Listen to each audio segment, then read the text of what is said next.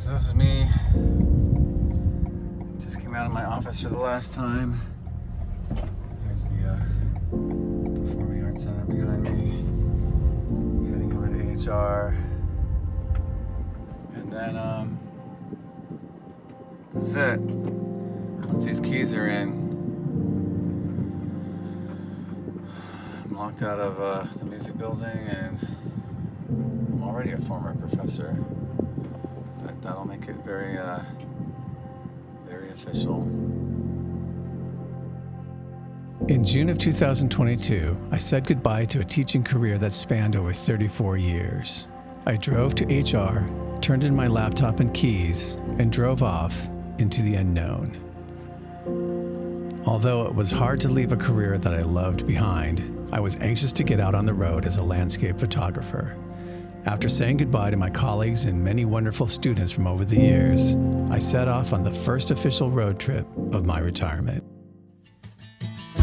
Joining me on this first post-retirement road trip was my sister Beth, who had flown out from Arkansas to see my final concerts. We thought we would try out the new Sienna while driving her back to Bentonville from California. So on June 15th, 2022, I set off for Arkansas with hopes that I would take my time coming home and maybe do some storm chasing on the way back, depending on the weather. Set out on the open road, same old place you always used to go when you were younger. Speeding through a 50 song like your dad before you didn't even notice.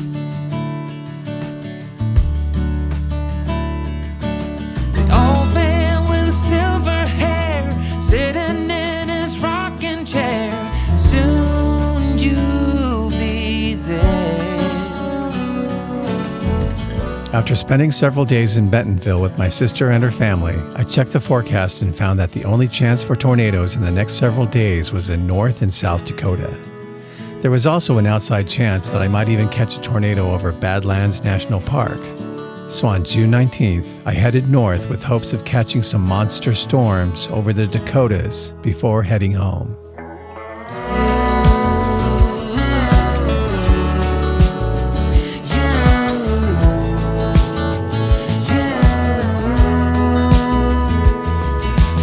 Listening to the same old tune as you heard before, you even knew the language.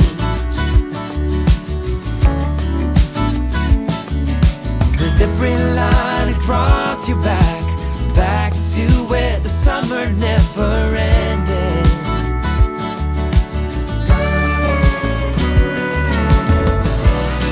Although it's easy to remember, it's as easy to forget that it leaves you feeling down and filled with some regrets.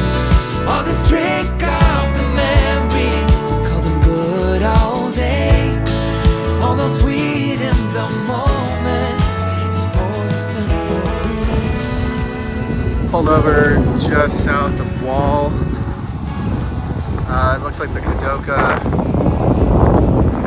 and Badlands are like right up here, so it's about 25 minutes to Badlands. Big squall just blew over the van. Gosh, like even from here it looks awesome. So not a bad place to hang out. Maybe I can get some time lapse or something. Just gonna investigate. I'm assuming they're gonna leave that gate open.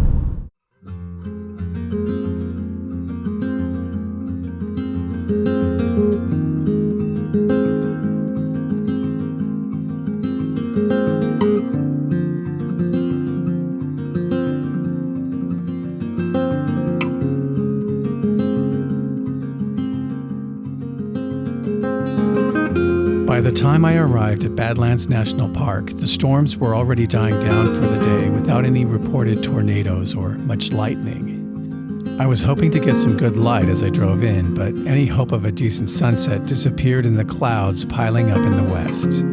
So instead, I used what daylight I had left to explore the eastern side of the park.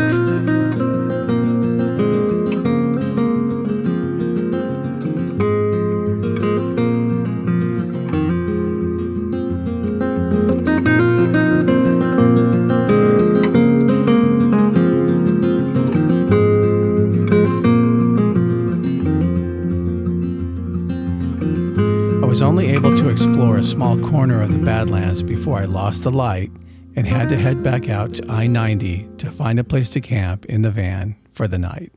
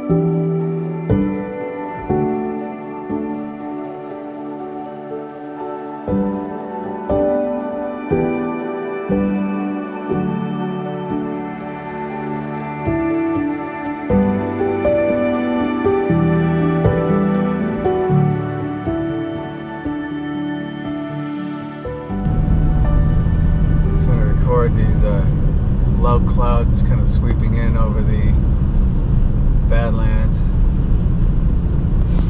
A little chilly this morning with that wind. 66, but it feels a lot colder.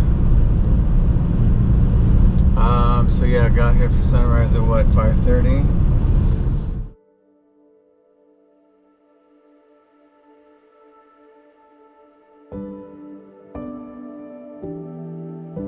After arriving at 5:30 to shoot the sunrise from an overlook, I spent the next several hours driving through the park looking for potential locations to shoot.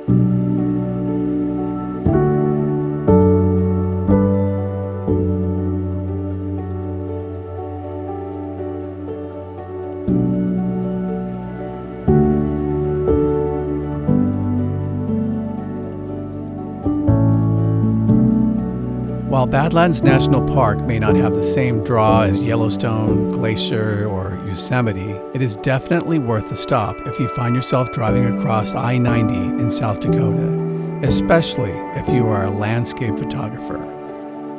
But as I was here primarily to chase storms, I only had a limited amount of time before I had to look at the forecast and come up with a plan for the afternoon.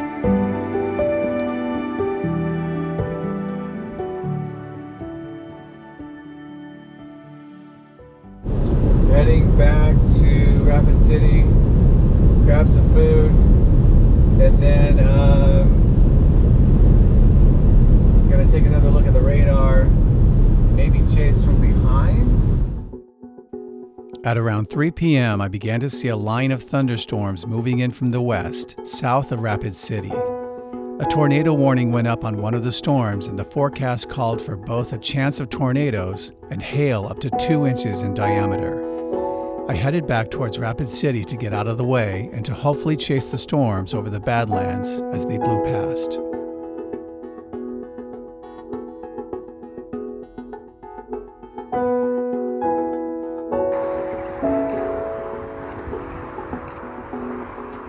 It's an interesting situation here. I got a downdraft right in front of me.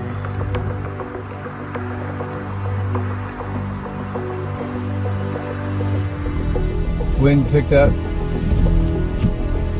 pulling pretty hard. Back into the storm. Some RFP.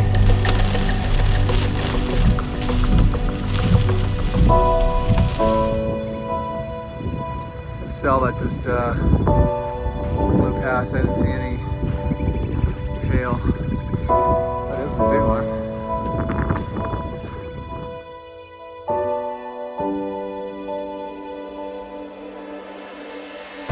By 5:30 p.m., a tornado-warned supercell was now directly to my east, moving back towards the Badlands. I knew my chances of seeing anything from the park were not very good, as these cells were very low to the ground. If there was a tornado ahead of me, it was buried in heavy rain and hail. Tornado-warned supercell right there.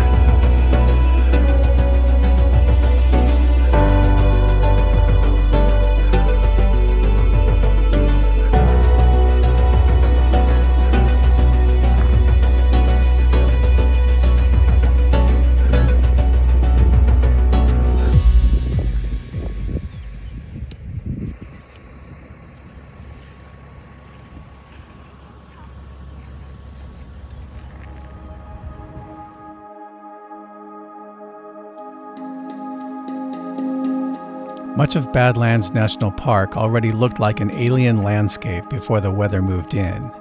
But as the storm cleared and shafts of light broke through against the black sky to the east, it really began to feel like I was shooting on a different planet.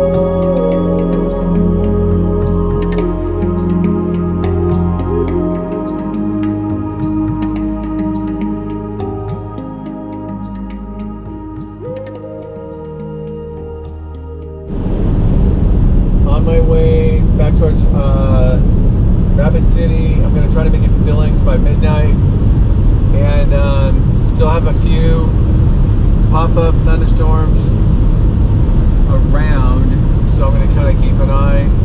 There's one over here to the left, and then in front of that one I think it's mostly clear. After checking the forecast, I began to realize that the only chance of shooting a tornado over the next few days was to follow the same system north into Canada. The models were showing that there was a chance of severe weather just to the east of Calgary, and since nothing was in the forecast for the Midwestern states for the next week or so, I decided to take my chances in Canada.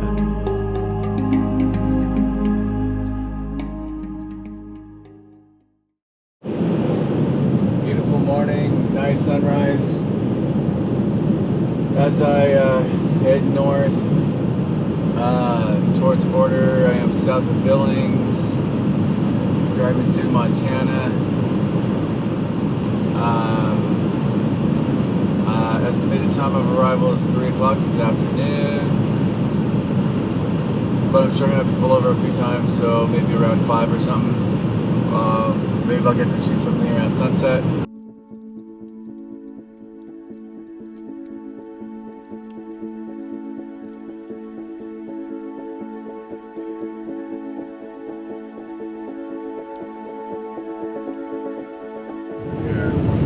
So there's the,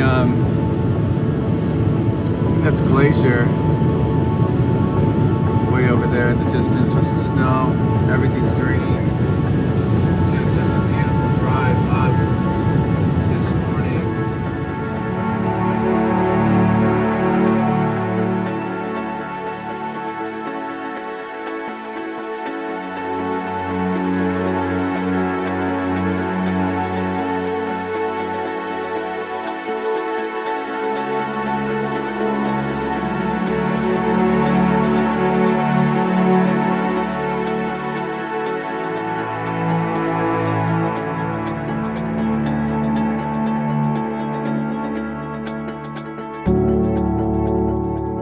By the next morning, the forecast had changed again, and the severe storms were now too far to my east to catch up.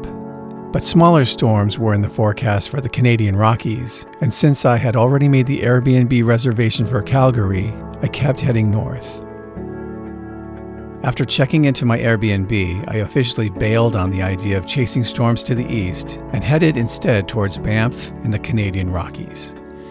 I was hoping to get some epic conditions from Jasper all the way down to Kananaskis over the next several days. I was very fortunate indeed to get some amazing light, thunderstorms, and even some snow up in the Icefields Parkway while I was there, but my adventures in the Canadian Rockies will have to wait until my next episode. If you would like to see my upcoming Canadian Rockies episode and future episodes on my channel, please feel free to like, comment, subscribe, and ring the notification bell. Thank you so much for watching.